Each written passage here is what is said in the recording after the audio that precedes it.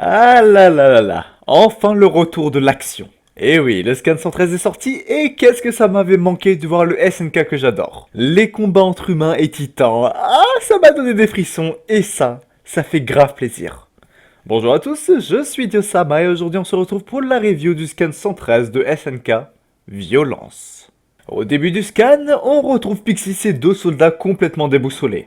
Pendant un instant, leur corps était complètement engourdi, tellement engourdi que Pixis avait tombé sa tasse de thé. Et ça, c'est pas rien. Mais que s'est-il passé? On voit ensuite les hauts dirigeants eldiens qui, eux aussi, semblent avoir ressenti cette sensation désagréable. On voit ensuite que Falco aussi l'a ressenti, mais pas Hansi, ni Floch. On sait très bien, en tant que spectateur, que si des personnes se sont senties engourdies pendant un instant, c'est à cause du cri de Sig, et que du coup, le nombre de personnes infectées par le sérum cérébrospinal de Sig est important. Et que aussi, Don Pixis est lui aussi infecté. Et oui, Pixis aime bien l'alcool, ce petit cachotier.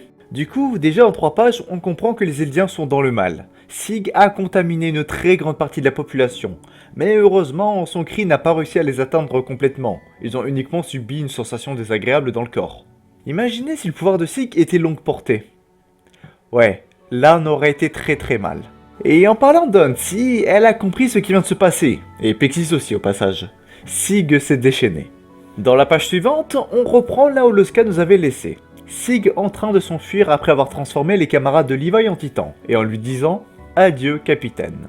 Et malheureusement, il n'a pas tort. Levi est complètement encerclé par une horde de titans qui étaient avant ses amis, et ça, Sig en a conscience. En transformant ses amis en titans, il espère que Levi ne puisse pas les tuer. Il lui dit alors « Tes subordonnés n'ont rien fait de mal en devenant quelque chose de plus grand. Tu ne veux pas les tuer, pas vrai ?»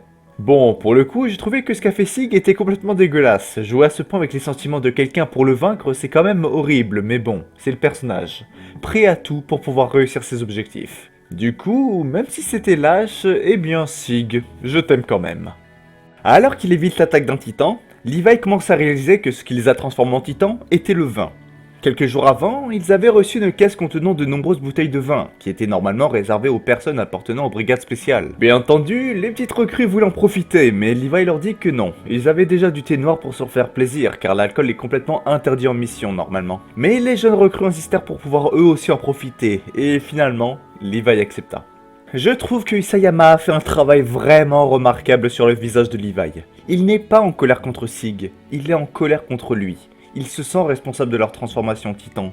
Et ça, vraiment, merci Isayama de nous régaler à ce point. Ce visage à lui seul représente complètement ce qui vient d'arriver à Levi. Il a voulu faire plaisir à ses recrues, mais malheureusement, cela leur a coûté leur humanité. Levi a compris que c'est à cause du vin que ses subordonnés se sont transformés, mais il y a quelques détails qui ne vont pas. Déjà, depuis combien de temps était-il infecté par le liquide cérébrospinal de Sig? Sig leur avait dit que lorsqu'une personne est infectée par son liquide... cérébrospinal, hein? Attention. La victime perdait le contrôle de son corps. De plus, les titans que Levi combat possèdent des mouvements différents des titans normaux. Ces derniers sont extrêmement rapides et sont capables de grimper aux arbres. Levi pense donc que Sig leur a menti par rapport à certaines informations, mais personnellement, je pense que non. Sig leur avait dit la vérité. Souvenez-vous durant le combat contre l'Alliance du Moyen-Orient. Les Eldiens que Sig avait parachutés pour ensuite les transformer en titans avaient bel et bien perdu possession de leur corps. Du coup, j'ai pensé à une théorie. Cela dépend de la quantité de sérum reçu. Si la victime reçoit une grande quantité de sérum, alors il perd le contrôle de son corps. Si à l'inverse il reçoit une petite quantité de sérum, alors il garde le contrôle de son corps mais est quand même infecté.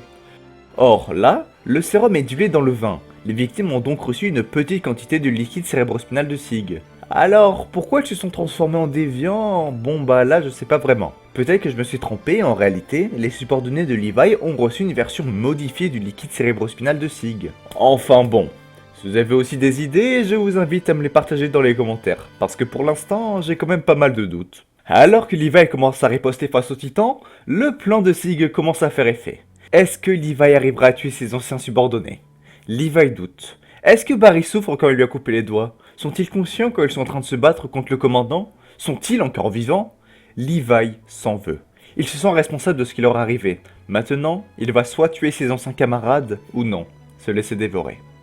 On retrouve Sig qui dit qu'il ne voulait pas faire ça. Ce n'est pas un conflit ou une guerre, mais c'était malheureusement indispensable. Ils ne peuvent pas se faire confiance mutuellement car selon lui, Levi ne connaissait pas assez bien le monde, qu'il n'arrivait pas à comprendre l'impact qu'a fait l'attaque sur Liberio, que maintenant, ils sont seuls, face au monde. Le fait de croire qu'ils avaient encore du temps, la puissance de feu nécessaire et de nombreuses options étaient des erreurs. Et c'est à cause de ces erreurs que Sig a dû prendre les devants, et que même s'il leur avait dit ses véritables intentions, ils ne l'auraient jamais cru, mis à part Eren. Ah là là, alors pour le coup, je suis totalement d'accord avec Sig. L'attaque sur Liberio a changé la façon de penser du monde entier. Eldia est de nouveau une menace. Sig veut donc prendre les devants pour pouvoir arriver à activer le grand terrassement au plus vite. Mais pourquoi faire? Sig a, encore une fois, menti par rapport à ses véritables intentions. Mais du coup, qu'est-ce que ça peut bien être? Personnellement, je pense à la destruction totale du monde. Mais je vous expliquerai plus tard dans la vidéo. Ne vous en faites pas. Alors que Sig allait enfin s'échapper de la forêt, et bien surprise, c'est Levi. Mais ça, c'est Levi version dieu de la mort. Non mais vraiment, regardez-le. Tu m'étonnes que Sig a eu peur après. Regarde-moi ses yeux. Il est passé du Levi qui s'en voulait au Levi qui veut tuer Sig et sa famille sur 3 générations. Sig ordonne donc à un titan de le tuer. Sauf que bon, c'est peine perdue. Levi fait sa légendaire technique de la toupie et abat le titan. Il se dirige ensuite vers le titan qui transporte Sig pour lui mettre un coup fatal. Mais avant qu'il ne puisse le faire, Sig se transforme en bestial en hurlant. Pourquoi tu as encore envie? Sig, transformé, va arracher la tête du titan qui le transportait pour pouvoir s'en servir comme projectile. Mais avant, il se protège la nuque grâce au durcissement, pour pouvoir ainsi ne pas refaire la même erreur qu'il avait fait lors de la bataille de Shiganshina. Levi est bien plus rapide que Sig, mais malgré cela, les attaques de Sig peuvent être dévastatrices. Si Levi reçoit un projectile, il sera fichu. Heureusement pour lui, le combat se déroule en forêt. Les arbres vont donc lui permettre de se protéger des projectiles envoyés par le bestial. Sig, en difficulté, se demande où sont passés tous les titans pure souche. Il hurle à Levi s'il les avait tous tués, eux, ses anciens subordonnés, s'il avait fait quelque chose d'aussi pitoyable. Mais Levi l'avait fait, pour sa survie. Vraiment, encore une fois, bravo ICMA pour ce visage de Levi. Tu comprends encore une fois parfaitement que Levi le regrette, mais c'était soit eux, soit lui.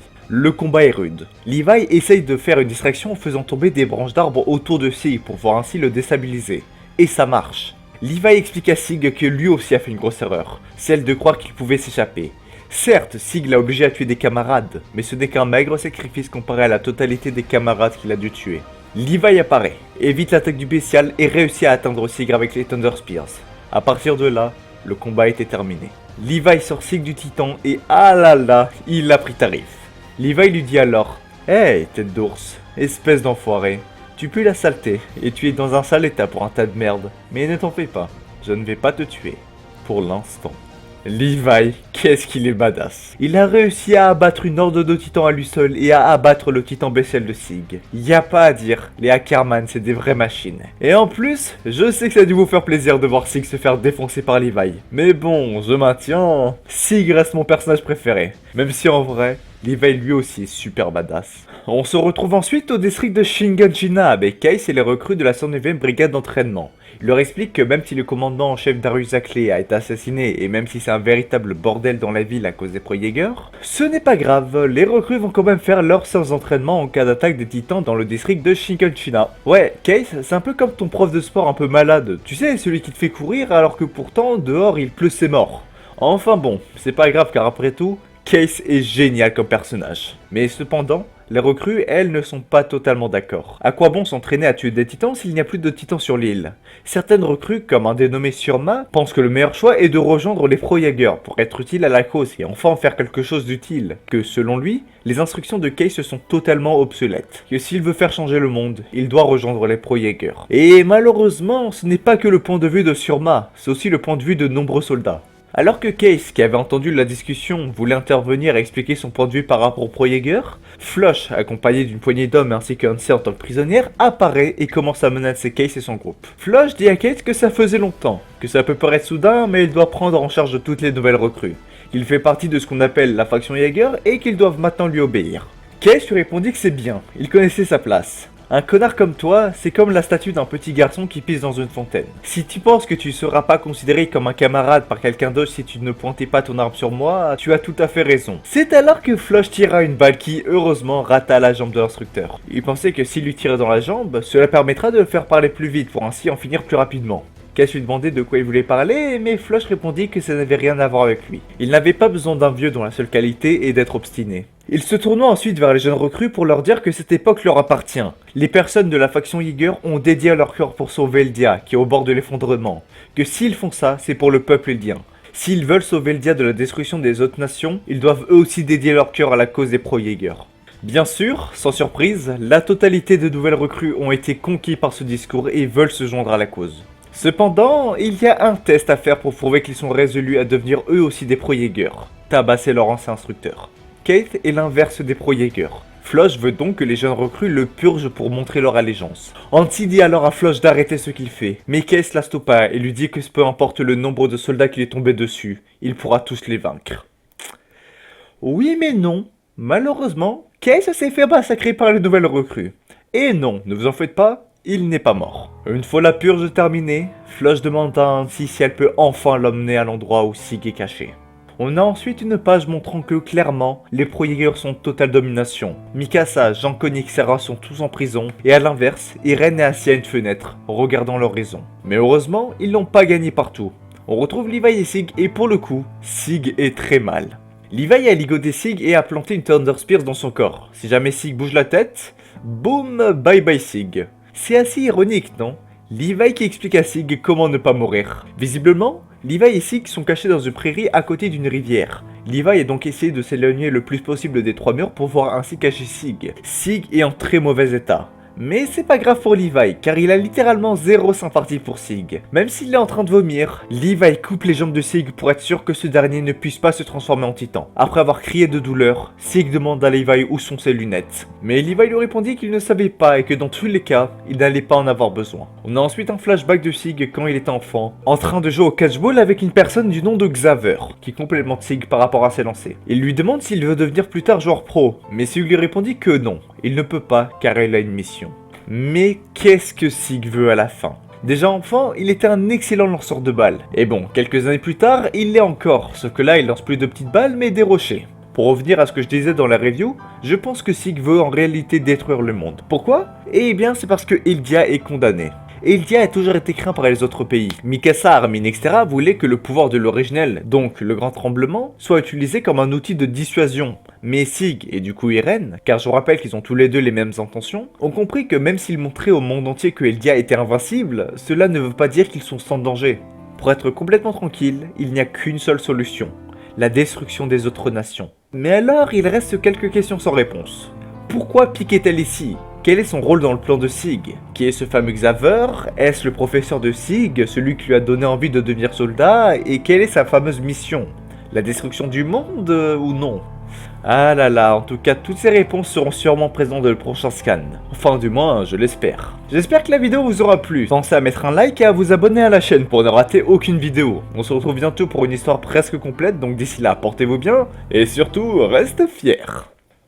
Et j'ai toujours pas d'intro. Ah là là, quel youtubeur ce Dio.